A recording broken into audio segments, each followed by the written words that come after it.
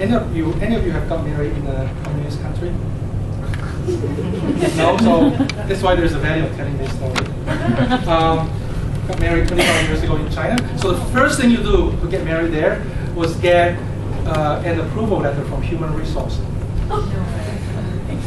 Okay, that's not exactly an approval letter, but it's an official letter saying that you want to get married, and you take the paper to the civil department of the municipal government and you try to get a marriage license. Okay, and then there's no religious stuff. After you get the marriage license, it's done.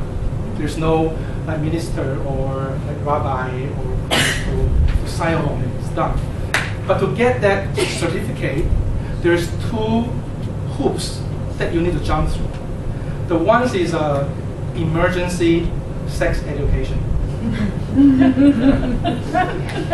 Because China in like 25, 30 years ago is best thought of as Saudi Arabia without the religion.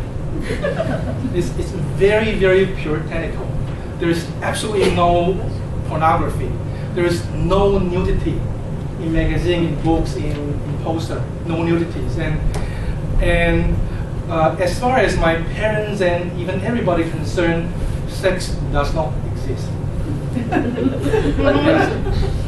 The only thing that was a little sexual was our physiology textbook in high school. There's a chapter called reproductive organ, and even then during that chapter there was a sketch of a naked woman and naked man. And even then, when our teacher came to that chapter, she said, "Boys and girls, let's skip over that chapter." So that was the extent of our sex education before marriage. So of course, the caring government won't make sure that their citizens know how to have sex, right? So there's the first group was to go through this emergency sex education, and basically there were like 10 couples were let into a room like this, with the exception that the window were covered by very thick, very, very thick black curtains where light couldn't come in. Okay, and then there is a VCR and there's a little TV there, and then they turn on the light, and then they put a VCR in and begin to play something. And then after some music, I saw that a man and woman, very serious, emotionless, standing there, and they begin to take off their clothes. And they begin to engage all kind of like activity that is very educational for a lot of people, but not so much for me and my fiance at the time. And as the video was playing,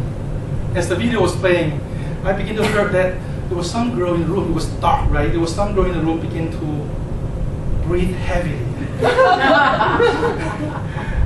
And the breathing became heavier and heavier and heavier, and it turned into moaning. Very, very, because I actually never heard that before. My girlfriend, she wasn't loud. So I wasn't, and I didn't have much experience really. And then the moaning stopped about the same time that the video stopped as well. So that was my sex education.